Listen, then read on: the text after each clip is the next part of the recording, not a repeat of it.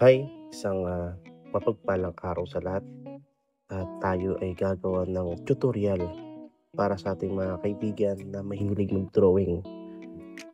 Isang kunting kaalaman lang din 'to para sa ating mga kaibigan at ang project natin ngayon ay si Zendaya. Zendaya ay isa sa mga magagaling at napakagandang artista sa Hollywood at siya ang gagamitin nating reference sa video na ito. Okay, let's start. Kung nakikita nyo kanina, naglagay ako ng mga linya. Yung mga guhit na yun ang gagamitin nating grid. Yun. At ang ginawa ko dito, mga master, ay gumamit ako ng app na PixArt. Bali sa app na yan is mapapadali yung paggawa nyo ng grid. Kasi lalo na kung nagmamadali kayo. Ang tik-tik na ito ay mga ilang years ko nang ginagamit at so far nakakabid kasi mas napapadali yung trabaho ko. Bali, yung gagawin nyo ay picturean nyo lang yung ginawa nyong linya tulad ng ginawa kanina. Tapos punta ka sa PixArt, pahinaan mo lang yung opacity at mag-add image ka. Ayun, i-adjust mo lang na konti, meron ka ng magandang reference, di ba? Pero syempre dapat isipin nyo na dapat bawal kang mawala sa reference. Dapat pag-aralan mo mabuti yung reference mo bago mo iguhit para hindi ka mawala. Ang kinagandaan dito ay hindi na tulad ng dati yung traditional na kailangan mo pang mag-print ng picture at mano-mano mong i-grid sa isa. Mas matagal matapos. Sa technique na ito mas mapakadali mo yung paggawa mo ng grid at mas mag-focus ka sa trabaho mo, hindi sa grid. Anyway, patuloy tayo. Ang ginagawa ko dito mga master ay siyempre ginagaya ko yung grid na nakasave sa phone ko. Tapos hindi naman kailangan na sundin mo talaga lahat ng nasa grid. Importante may pattern ka lang. Ang importante huwag kang mawala sa reference mo. Ayun.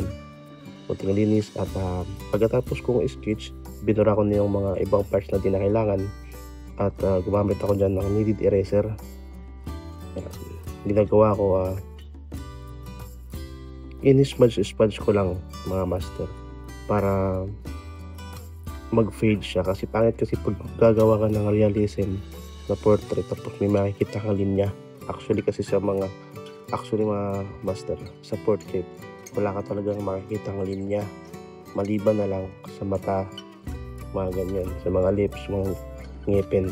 Pero sa katawan o portrait realism, iwasan mo yung mga linya-linya. Disclaimer lang po mga master, hindi po ako ganun kagaling. Gusto ko lang talagang i-share sa mga kabataan, sa mga nagsisimula pa lang kung ano yung experience ko. At hindi ko alam, nakakautal pala pag ganito. At yun, pagkatapos kong burahin yung mga hindi na kailangan na mga linya, nagsimula ako sa mata. Hindi ko alam, may iba kasing artist, iba-iba kasi mga master. May ibang artist na mas gusto nilang nagsisimula sa background at nasa huli nila tinitira yung mukha para daw makapag-focus sila sa huli na part. Pero ako na-try ko na rin yun dati. Nag-try din ako na unahin ko muna yung background, lalo na pag gumagamit ka ng talagang grid talaga, yung traditional na grid. Pabox-box kasi yun mga master.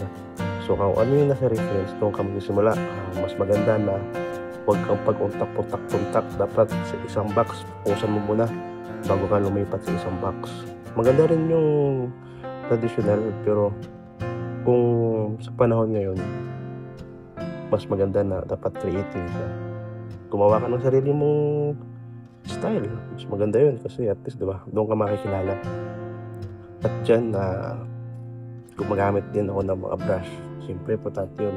Iwasan natin na gumamit ng mga kamay o daliri natin kasi may chance na madumi. Kasi mas smudge yung dumi at may harapan ka ng i-erase yun. Yung kamay kasi natin, lalo na pag tagal natin ginagamit yung drawing, may lumalabas na oil, parang pawis. Pag na-accidente mo mahawakan yung papel, sigurado nun may hirapan ka talaga. Mas maganda gumamit ka ng meron yung sinusuot na parang gloves, pero ako hindi ako komportable pag gumagamit ako, parang naiinitan ako. At may iba, ang ginagawa ko na lang, kumukuha na lang ako ng tissue or papel para dyan ko ipapatong yung kamay ko pag nagdo-drawing. At yun, gumagamit din pala ako nyo, nakikita nyo dyan, gumagamit ako ng yung parang smudge, hindi ko nakalimutan ko ng pangalan dyan, pero gamit na gamit yan. Kung wala kayong ganyan, gumamit na lang kayo ng cotton buds. Ayun.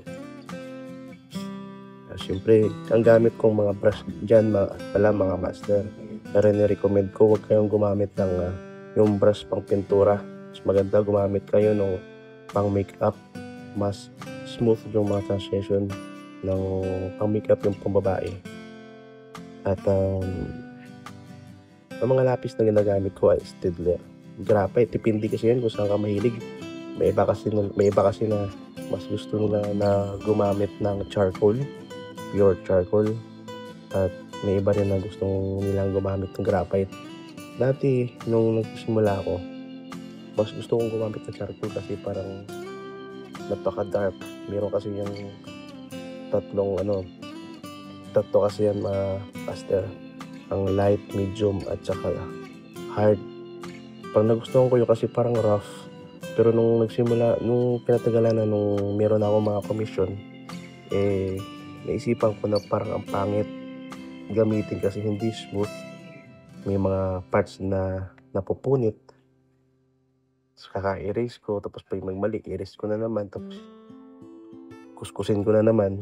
Tapos, ng mga ilang years na paggamit ko ng charcoal, na-discover ko na pwede palang durugin, gawing powder. Yun. At simula nung gumamit ako ng brush. Kasi dati nung simula ako, kamay yung ginagamit ko, tsaka yung cotton buds lang. Siyempre marami pa tayong hindi alam. Kaya tagalan na-discover ko na pwede pala ang powder, tapos gamitan natin ng brush. Kasi yung dating yung brush na ginagamit ko yung pang pintura, kaya pangit, parang ang dumi. At nung mga ilang years na nalaunan, na-discover ko na meron palang maganda pala yung graphite. Pero ang gulo lang sa graphite kasi ang daming sizes niya, mga master. Meron yung 1B, 2B, HB, view, ano ba yun? Nga, alam nyo kung ano yung pinaka-importante, pinakagamit na niya ay yun lang, 8B. 8B lang yung alam ko na gamit at saka yung 2B. Yan, 2B at saka HB.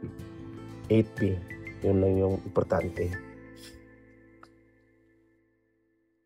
Sana lang sa mga bagong henerasyon ng mga artist at sa ang mga kaedad kong mga artist, sana huwag tayong mawalan ng tiwala sa sarili natin.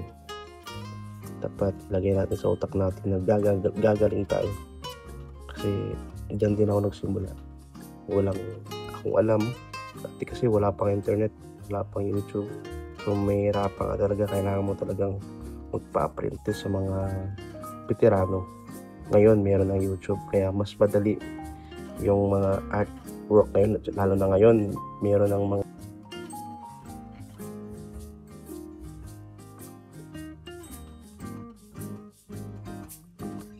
sana lang huwag tayo mawalan ng gana sa pagdodrawing. Kasi tulad ko, na-stop ako sa pagdodrawing mga almost one year sobra ata na tumigil ako sa pagdodrawing. Ako lang ba? Ewan ko lang sa iba, pero yung feeling na parang nawalan ako ng gana kasi halos lahat na ata na drawing ko na. Tapos medyo lumaki din yung ulo ko na feeling ko lahat kaya kong i-drawing, lahat ng art kaya kong gawin. Tapos nakita ko na ang daming mga bagong artist na kakasimula pa lang. Tapos after ilang months, biglang gumaling. Yun, nakaka-motivate. Parang gusto ko rin gumaling. Kaya, yun, sana lahat. Sana all. Alam niyo ba mga master na after mga ilang months, ngayon lang ako ulit nakapag-drawing. Sinubukan ko lang mag-drawing tapos binidyo ko. Kaya nakagawa ko ng video na ito. Nakagawa ko ng video. Alam niyo ba na natigil ako sa pag-drawing kasi nag-try ako ng ibang art. Bale yun. Nung last kong drawing, mga ilang months ata, nag-try ako mag-oil. Bumili ako ng oil.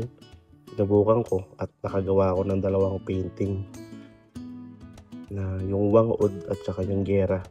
Bali din-display ko sa Kabangkalan tsaka sa mga museum, exhibit. Pero walang bumili. Pero okay lang.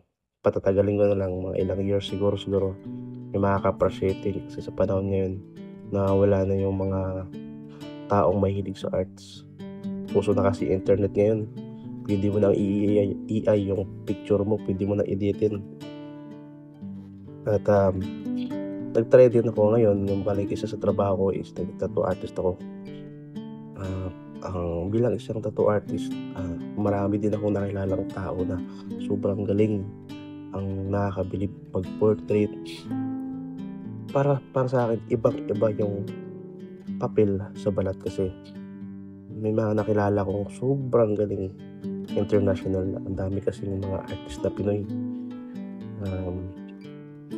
Sa pagiging tattoo artist, medyo nakatulong ko rin sa akin kasi dati kasi nung nagdo-drawing ako, wala akong masyadong pasensya. Tapos mula nung nag-tattoo ako, medyo humaba ng konti ang aking pasensya. Kaya ko nang i-detail yung hindi ko kayang i-detail dati. Akalain mo yun? Para sa akin okay na dati. Tapos ngayon, pag nagdo-drawing ako, parang kulang pa. Tapos kaya kong tumagal ng ilang oras. Example, sa mata. Kaya kong tumagal ng ilang oras sa mata. Tapos sabi ko na lang sa sarili ko, parang ang tagal ko namang matapos. Nakakatulong din sa akin yung pagiging tattoo artist. Patapos na pala. Akalain mo yun, sobrang daldal ko talaga. Alam nyo ba mga master, na sa pagpo-portrait ang pinaka-importante ay ang mata. Kasi once hindi mo makuha yung mata, iiba yung muka. Diyan nga medyo nahirapan nga ako kasi ilang months din ako hindi nakapag-drawing. Hindi ko masyado nakuha yung mata ni Zendaya. Pero para sa akin okay na, nagandahan na ako. At yan yung ating finished outcome mga master. Chika tayo ulit next time. Abangan nyo yung susunod na video. Balik, itutuloy-tuloy ko na to para lang ma-share sa inyo yung mga nalalaman ko. Siyempre, chika-chika din tayo, di ba? At yan po. Maraming salamat. Bye-bye.